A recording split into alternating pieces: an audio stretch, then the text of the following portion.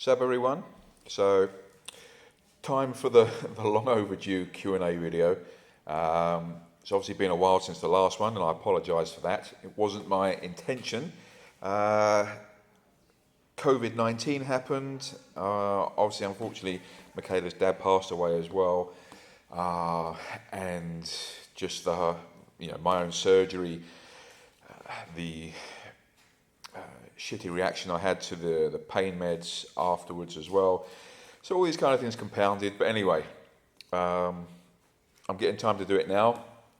I wasn't sure if I was going to have time to do a live this evening or tomorrow evening, so I just thought, fuck it, let's get it done now. I also say that our internet as well, I guess probably because of lockdown, the amount of people who've been online, our internet's been sketchy in terms of consistency with speed and whatnot. So figure I'm better off doing one of these videos now, and people can ask questions again afterwards and whatnot. So let's have a look. Let's go through some of the questions. Some are on the Facebook page and some are on the emails that I've got through.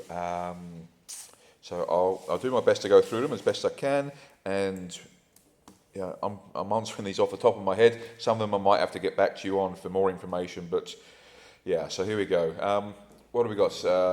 Edgar, my man, I hope you are well and not killing yourself or anybody else without having a gym handy to you.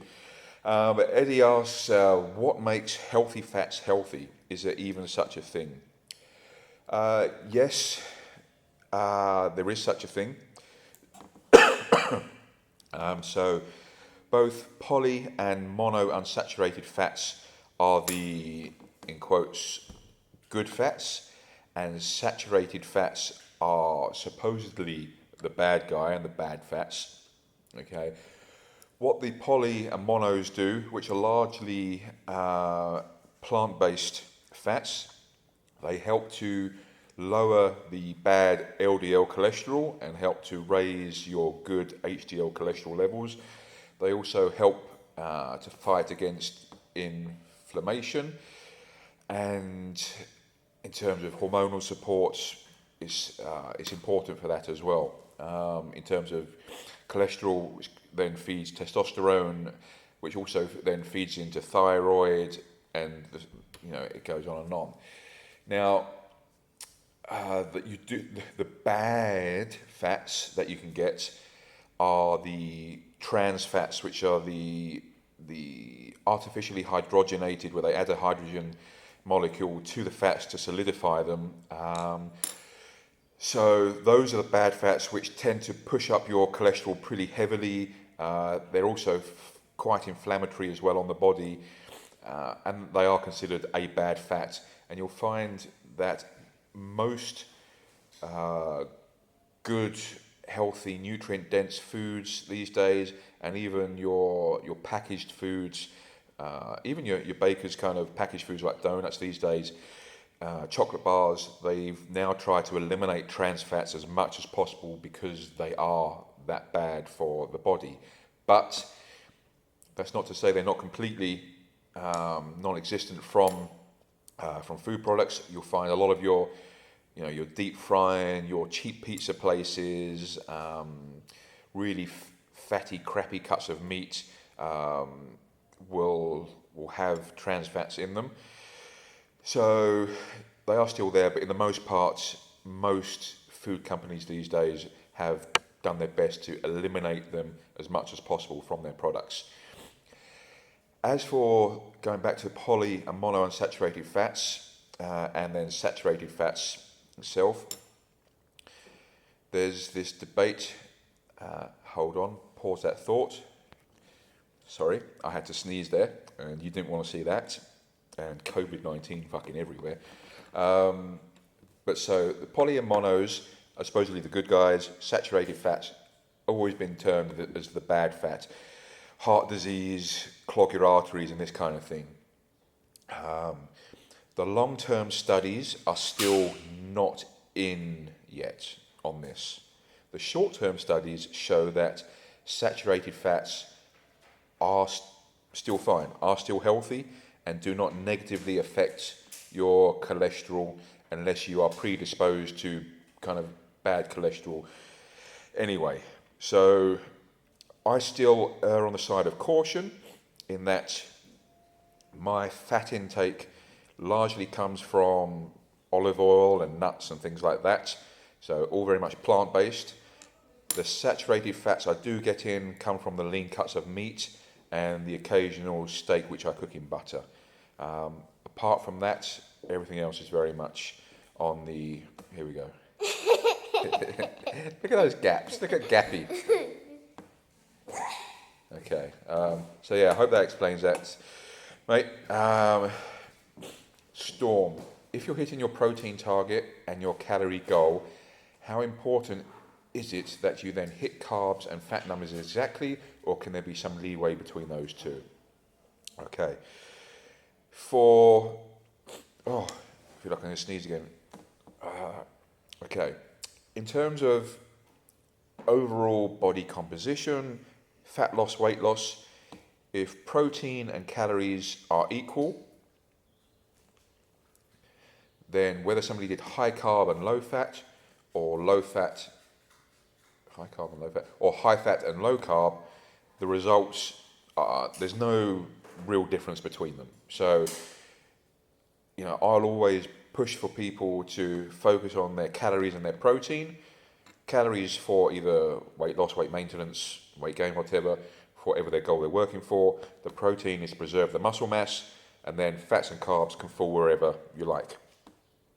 Now, the flip side to this is that in terms of strength performance, building muscle mass, body composition for aesthetic reasons, having higher carb is a preferable way to do it. The results are better that way. You do perform better equals better body composition, etc. So from that point of view, I do prefer the higher carb approach.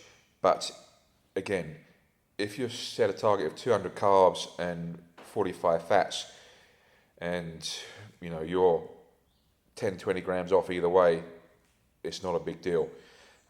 If there's a day where everything goes out the window and you're having a deep fried camembert cheese wheel or whatever it is at some wine farm, when they allow it again, then as long as your calories and protein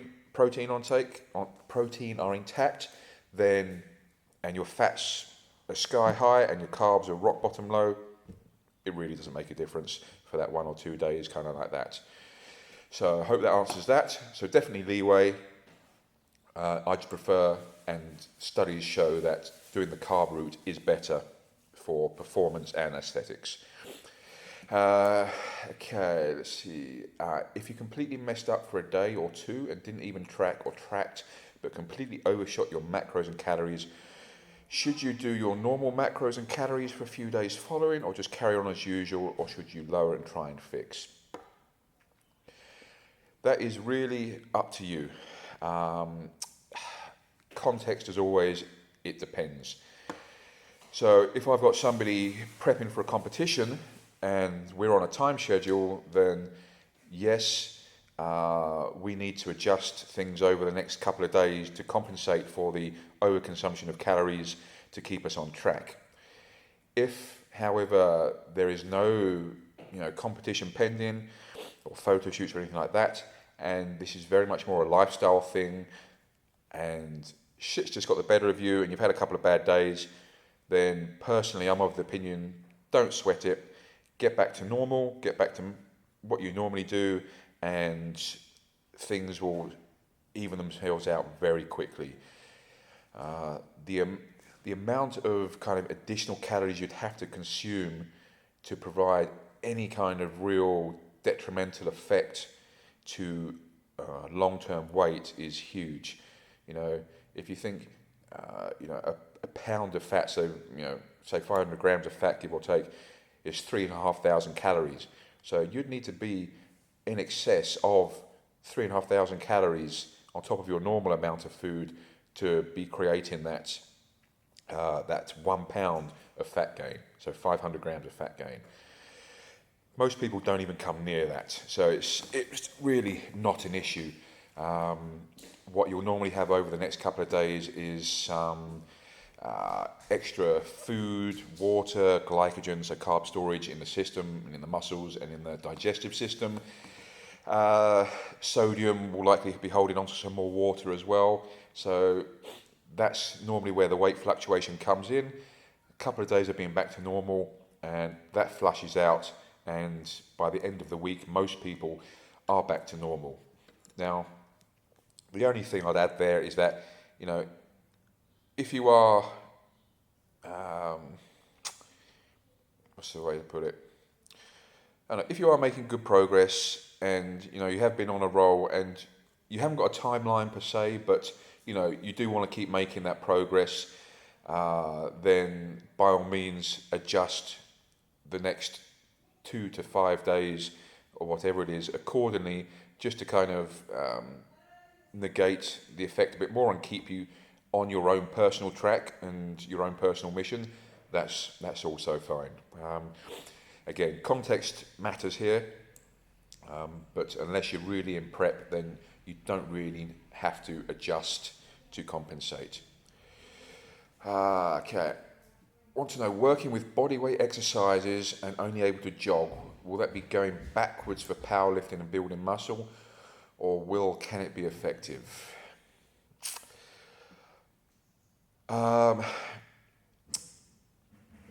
Okay, so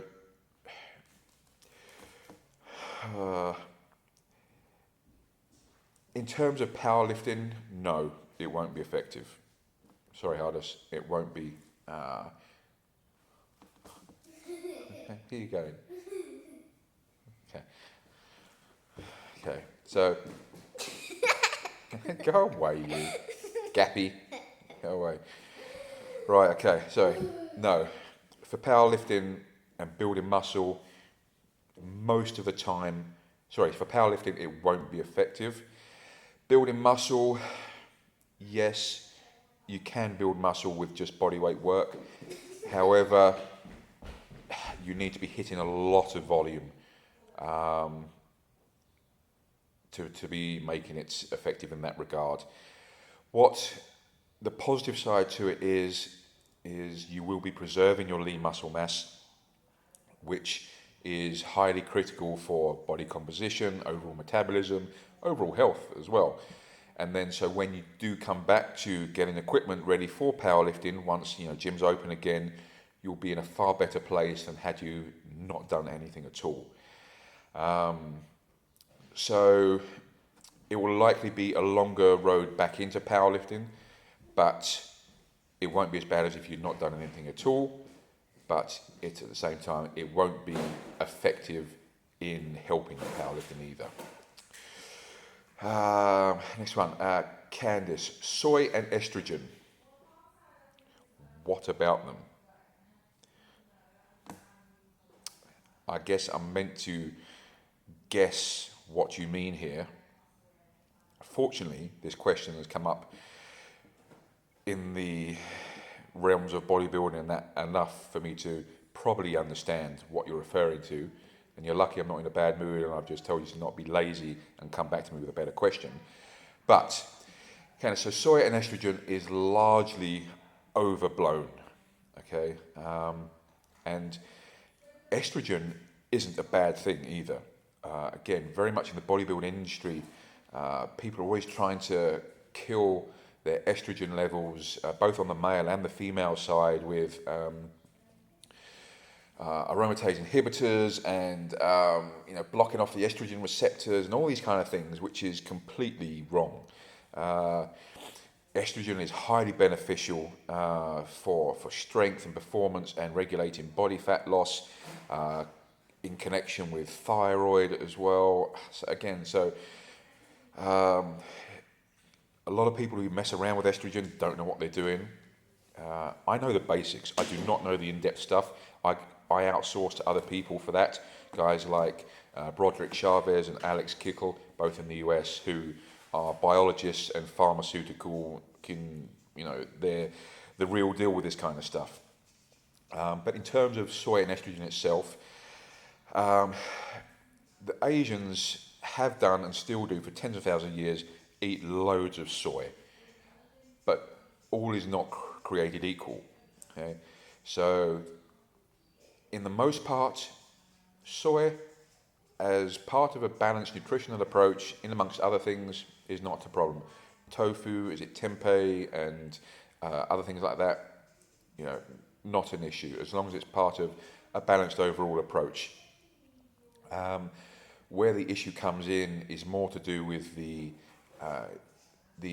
overly processed soy that is used as cheap fillers in many foods. You'll even see it in a lot of these protein bars that you get. They use cheap soy as the main protein source in there, rather than something quality like a dairy-based derivative of it. So there's that side there. Going through, I had a quick review now, because I haven't looked at soy and that for a while, to be fair. Had a quick look now, and all of the main meta-analyses of the quality-controlled studies on soy show no adverse effects on thyroid, testosterone, estrogen, or anything like that. So if you're having it as part of your nutritional intake, then that's fine. I say the Asians have been doing it for tens of thousands of years with no repercussions. It's more about the quality, more so than the quantity, as with anything these days. The only the only bad thing, there we go, I won't try and be clever. The only bad thing that I could see with soy was for postmenopausal women, where it could interact negatively with estrogen receptors and potentially cause a higher risk of breast cancer. But that again was only postmenopausal women, and again is very much context dependent as well. So I hope that covers it, Candice. So have some soy if you want. I personally don't have any. Even when we order a Thai food and they mark down tofu on the noodles kind of thing, I tell them to take tofu out. I just don't like the taste. But other than that, yeah, not an issue. Bianca, maximum amount of caffeine from all sources, energy drinks, pre-workout, coffee, etc. What would I recommend per day? Okay, the studies on this show that the upper limit of what's healthy is about 400 milligrams per day. But then, once again, this comes down to whether you already have pre-existing heart conditions, high blood pressure, how healthy you are in general. I know some people who get heart palpitations on just a cup of coffee, and others who can mainline it all day, likely because they've built up a tolerance to it.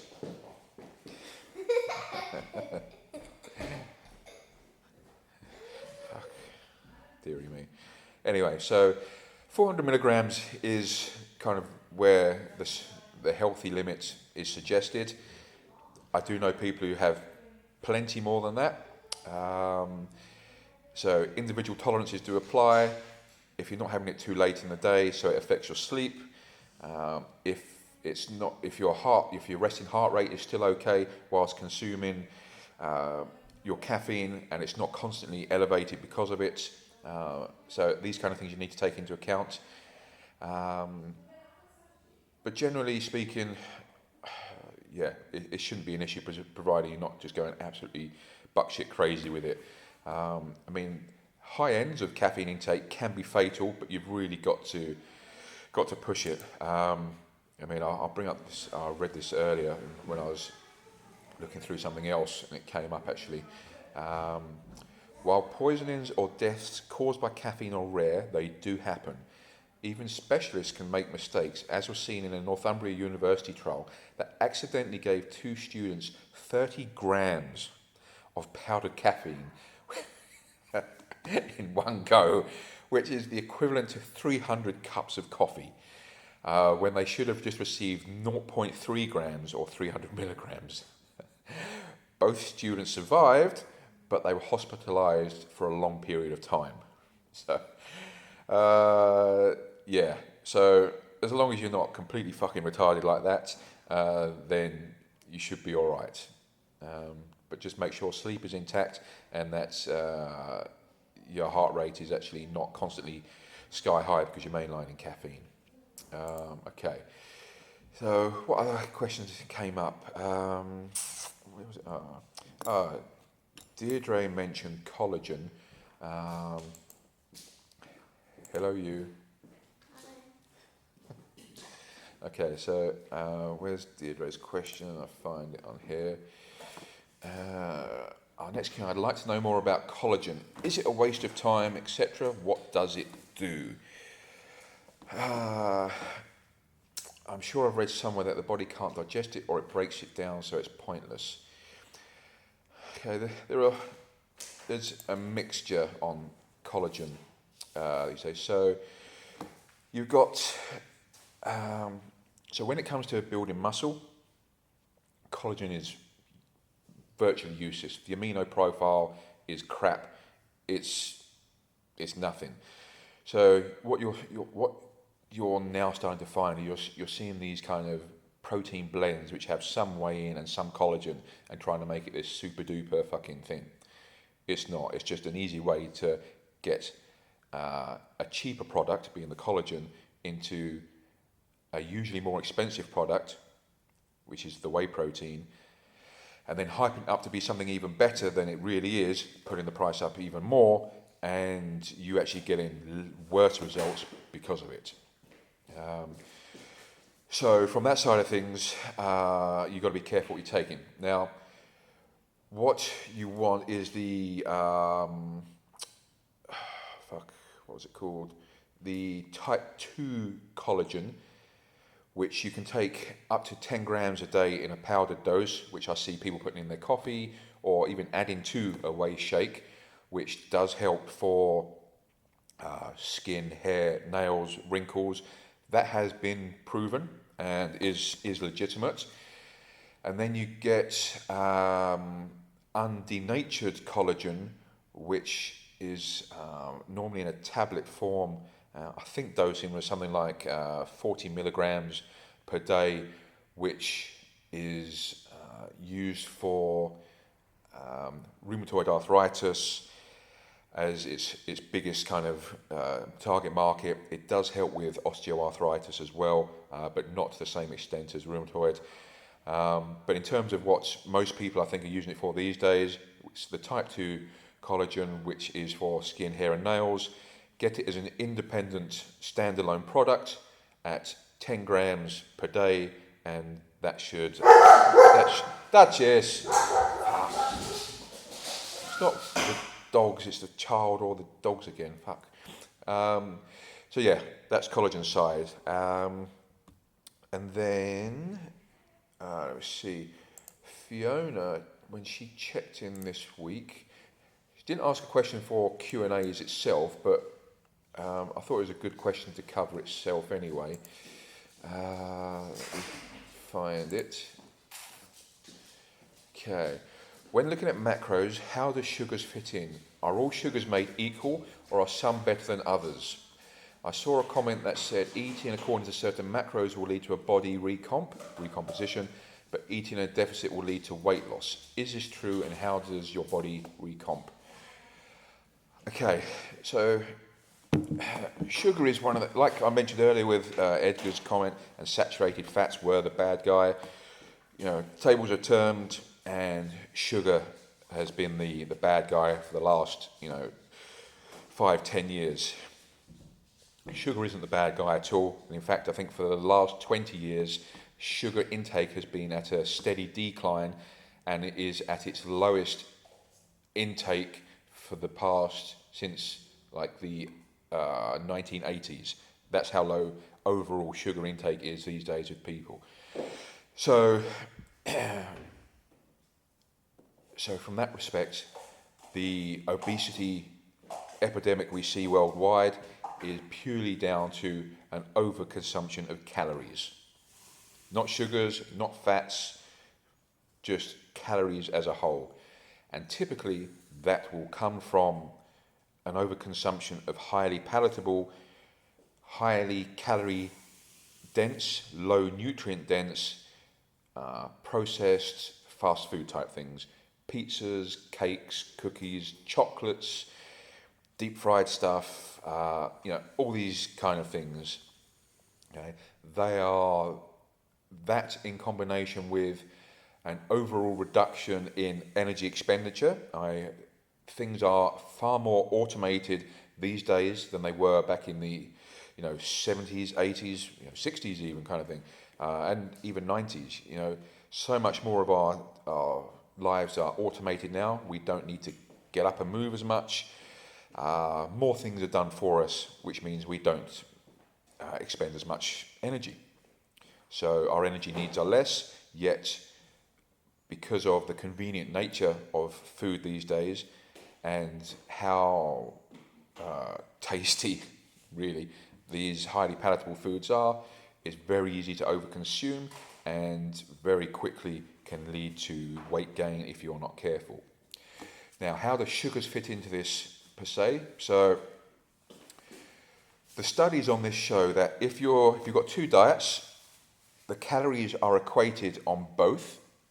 So they're both equal calories. So say 2,000 calories in one diet, 2,000 calories on the other diet.